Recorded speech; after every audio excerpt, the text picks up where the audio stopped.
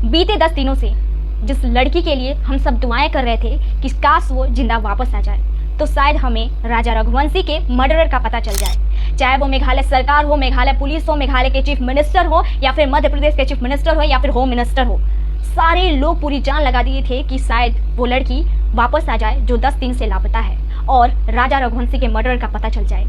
लेकिन ये किसी को भी अंदाजा नहीं था कि वही लड़की एक मर्डरर साबित हुई। जी हाँ, मैं सोनम भारद्वाज की बात कर रही हूँ, जो बीते 10 दिनों से लापता थी, जिसको खोजने में मेघालय सरकार और मेघालय पुलिस ने पूरी अपनी जान की बाजी लगा दी थी। वो रात गाजीपुर के एक ढाबे में मिलती है और उसने खुद को, अपने आप को सरेंडर किया है मेघालय पुलिस के सामने।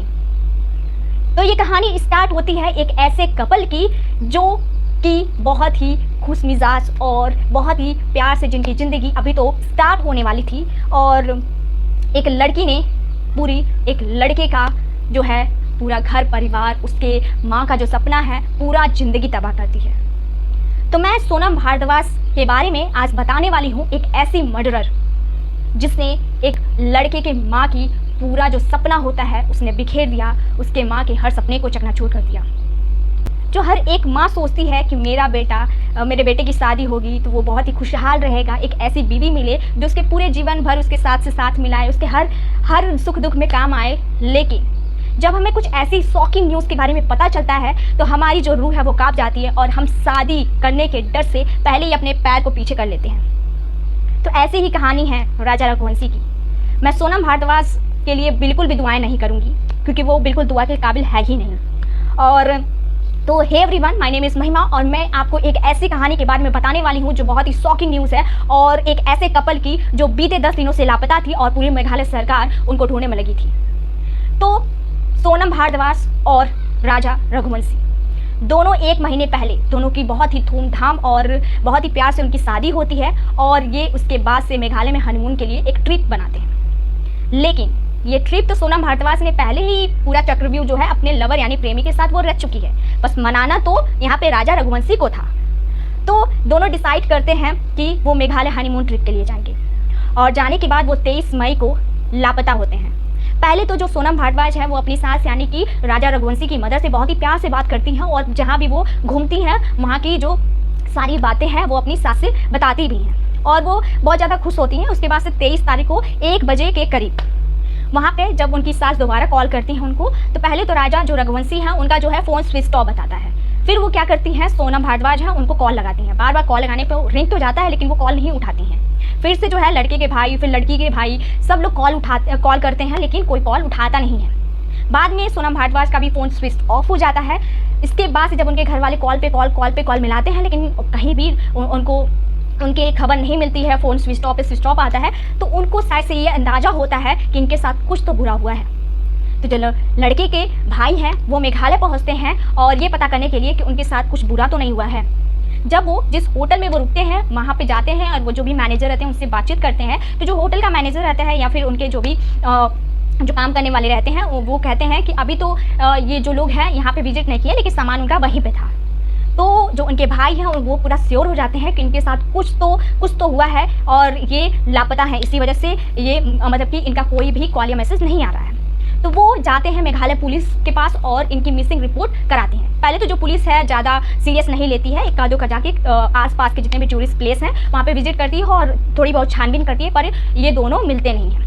फिर 3-4 दिन ऐसे करने के बाद जब मध्य प्रदेश की जो चीफ मिनिस्टर हैं वो जब ट्विटर पर एक ट्वीट करते हैं, उसके बाद से ही मेघालय जो चीफ मिनिस्टर हैं वो इस घटना को संज्ञान में लेते हैं और वहाँ की पुलिस को जल्द से जल्द इन दोनों कपल्स को ढूंढने के लिए एक सख्त आदेश देते हैं। तब जाके वहाँ की जो पुलिस है वो बहुत ही एक्टिव मोड में आ जाती है। उसके बाद से बहुत सारी टीम बनाई जाती है इन दोनों कपल को खोजने के लिए। फाइनली आता है 2 जून, जब राजा रघुवंशी का जो है शव एक फॉल यानी कि बहुत ही ऊंचाई का गड्ढा होता है वहाँ पे मिलता है, जहाँ पे वो घूमने गए होते हैं उससे 25 किलोमीटर दूरी पर इनका जो है शव मिलता है। पहले तो वो पुलिस वहाँ पे छानबीन करी होती है लेकिन पहले तो नहीं मिलता है, लेकिन बाद में जाकर जब ये ड्रोन वगैरह से बहुत ही सख्त तरीके से यहाँ पे छानबीन की जाती है और तब जाके एक वहाँ पे बॉडी वहाँ पे रेस्क्यू की जाती है और उसके पास से ही एक वाइट शर्ट भी मिलता है। तब जो लड़के के भाई हैं उनको बुलाया जाता है, पोस्टमार्टम जो है उसको मतलब कि दिखाया जाता है कि यही तो नहीं है राजा भारद्वाज। तो जो राजा भारद्वाज हैं उनके हाथ पे टैटू होता है, तो उसी टैटू से उनके भाई को पता चलता है कि यही राजा है। अब पूरे उनके घर में मातम छा जाता है, लेकिन फिर भी अभी तो सोनम भारद्वाज लापता थी ना, उनको खोजना बाकी था। उनको 10 दिनों से खोजा जा रहा था। कल रात को फाइनली 1 बजे के करीब गाजीपुर एक ढाबे पर वो जाके मिलती हैं। वो खुद अपने आप को सरेंडर करती हैं और पहले तो वो एक ढाबे पे जाती हैं, बहुत ही ख़राब अवस्था में वहाँ पे बैठी होती हैं और वो एक ढाबे वाले जो रहते हैं उनसे फ़ोन मांगती हैं, तो वो उन्हें पानी वगैरह देता है, फिर फ़ोन देता है और उन्हें बैठाता भी है और वो अपने भाई को कॉल करती हैं और बताती हैं कि मैं इस जगह हूँ। तो जो उनके भाई हैं वो पुलिस को इन्फॉर्म करते हैं कि जो सोनम है वो मिल गई है। पूरी पुलिस उनको जाके पकड़ती है। तो जब पकड़ने के बाद उनसे पूछताछ की गई है फाइनली, तब उन्होंने अपना जो हत्या है उसको कबूल किया है। और इसमें इन्होंने बताया है कि टोटल जो है 4 लोग प्लस ये सोनम भारद्वाज, यानी कि टोटल 5 लोगों ने मिलकर राजा रघुवंशी का मर्डर किया है और ये पूरी सोची समझी साजिश थी जिसके तहत इनको मारा गया है। और ये जो कहानी है वो पहली बात तो जो वहाँ का कोक ड्राइवर है, यानी कि जो मेघालय जहाँ पे होटल में वो रुके रहते हैं, जो उनको विजिट करवाता है हर प्लेस में, वही सबसे पहले 1-2 कड़ी तो वही बताता है कि जो 3 लोग उनके साथ आए थे उनका पीछा कर रहे थे। पहली बात तो वो लोग खुद हिंदी बोल रहे थे। बेसिकली जो है मेघालय में ज़्यादातर लोग हिंदी नहीं बोलते हैं, तो उनको शायद से ये शक हुआ पुलिस को कि ये जो 3 लोग इनका पीछा कर रहे थे वो हिंदी बोले थे, यानी कि वो इन लोगों को जान रहे थे। तो जो ये सोनम भारद्वाज है वो अपने लवर और 3 लोग जो बाकी हैं उनसे सुपारी लेकर ही इन्होंने क्या किया है, राजा भारद्वाज का मर्डर करवाया है।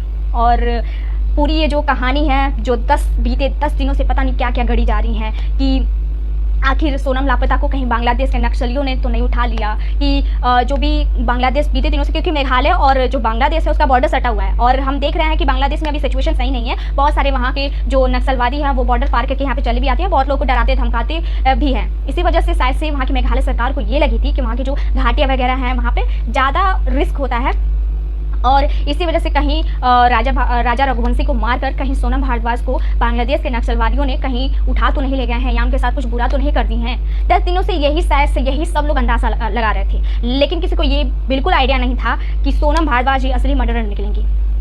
तो मैं लास्ट में जो कंक्लूज़न है बस मैं यही देना चाहती हूँ कि जिस मैरिज को हम ये एक्सपेक्टेशन के साथ करते हैं कि जब 2 लोगों की शादियाँ होगी, 2 कपल मिलेंगे तो 2 लोग अपनी ज़िंदगी को बेहतर करेंगे, 2 फैमिली को बेहतर करेंगे, लेकिन आजकल हमें ये उल्टा देखने को मिल रहा है। जिस हम लड़कियों से एक एक्सपेक्टेशन कर रहे हैं कि वो घर को चलाएंगी, फैमिली को चलाएंगी, बच्चों को आगे यहाँ पे प्रोक्रिएशन बच्चों का करेंगी, बहुत ही अच्छी फैमिली करेंगी, वहीं आज की लड़कियाँ लड़कों के फैमिली वालों लड़के को तबाह कर दे रही हैं। और मैं ये भी कहना चाहती हूँ, अगर तुम्हें जिससे भी तुमको प्यार है, चाहे वो कोई भी है, तुम अपने घर वालों को मनाओ, नहीं मना सकती हो, मर जाओ, लेकिन दूसरों को मत मारो, दूसरों के फैमिली को मत तबाह करो। और मैं तुम लड़कियों के लिए कह रही हूँ, कितना तुम लोग के अंदर ये आ जाता है। ठीक है, तुम घर वालों को नहीं मना सकती हो तो मत करो शादी, मत करो, जाके डूब मरो, लेकिन दूसरों के फैमिली, दूसरों के बच्चों को मत तबाह करो। मैं पिछले वीडियो में जब मैं सना यूसुफ का वीडियो बनाई थी और लड़कों को मैंने रोस्ट किया था और लड़कों के बारे में बताया, तो मुझे बहुत ज़्यादा वहाँ पे हेट कमेंट भी आए थे कि आप लड़कों के बारे में तो बहुत बोल रही हैं। मैं लड़कियों के लिए बोल रही हूँ, बुरा होता है। अगर सना यूसुफ के मामले में अगर लड़का वो बुरा है, उसने मर्डर किया था तो वो बुरा है। अगर यहाँ पे राजा जो रघुवंशी है उनके साथ बहुत ही बुरा हुआ है, बहुत ही बुरा, तो यहाँ पे सोनम भारद्वाज को भी कड़ी से कड़ी यहाँ पे सज़ा मिलनी चाहिए। हम बीते जो है कुछ महीनों से, चाहे वो मुस्कान केस हो, चाहे वो सांप से कटवाने की बात हो या पर बोरी में भरवा देने की बात हो, जो भी लवर के साथ मिलकर ये करती हैं उनके लिए बस हेट है। उनको बस कड़ी से कड़ी सज़ा मिले विदाउट एनी डिस्क्रिमिनेशन। अगर लड़कों के साथ अगर वहाँ पे कड़ी सज़ा दी जाती है तो यहाँ पे लड़कियों को भी कड़ी से कड़ी सज़ा दी जाए किसी की हत्या के लिए, क्योंकि उनको कोई हक नहीं बनता है किसी के लड़के, किसी के लड़की के फैमिली को यहाँ पे उनका घर उजाड़ने के लिए, उनकी फैमिली को उजाड़ने के लिए। अगर आपको वो लड़का नहीं पसंद है तो अपने घर वालों को खुश करने के लिए मत कीजिए और बाद में अपने लवर के साथ साजिश बनाकर उस लड़के की ज़िंदगी मत तबाह करिए। मतलब कि तुम जैसे ऐसी मेंटालिटी वाली लड़कियों के चक्कर में ना जाने कितने घर वालों की ज़िंदगी तबाह हो जा रही है, कितने माओं का जो है वो घर उजड़ जा रहा है, और शायद ये तुम लड़कियां नहीं समझ सकती हो। तो इसी वजह से अगर तुम किसी से प्यार करती हो तो मनाओ घर वालों को, ब्याह करो, भग जाओ उसके साथ या तो मर जाओ, लेकिन दूसरे के साथ कहीं तीसरे के साथ इन्वॉल्व होकर उसको मारने का यहाँ पे प्लान मत बनाओ, ठीक है ना, सुधर जाओ। और मैं चाहती हूँ कि इस कंट्री में जितना सख्त से सख्त कानून बने लड़कियों के लिए भी बने, ठीक है, ताकि लड़कियां भी सुधरें। इक्वालिटी और फेमिनिज्म के नाम पे कुछ भी जो कर रही हैं वो ना करें। फेमिनिज्म जो है बहुत ही अच्छा वर्ड है, लेकिन आजकल की लड़कियों ने इस फेमिनिज्म वर्ड का बहुत ही गलत इस्तेमाल करना स्टार्ट कर दिया है और दूसरी लड़कियों को भी वो बदनाम कर रही हैं। तो थैंक यू सो मच, और वीडियो अच्छा लगे तो लाइक एंड सब्सक्राइब कर देना। Thank you so much.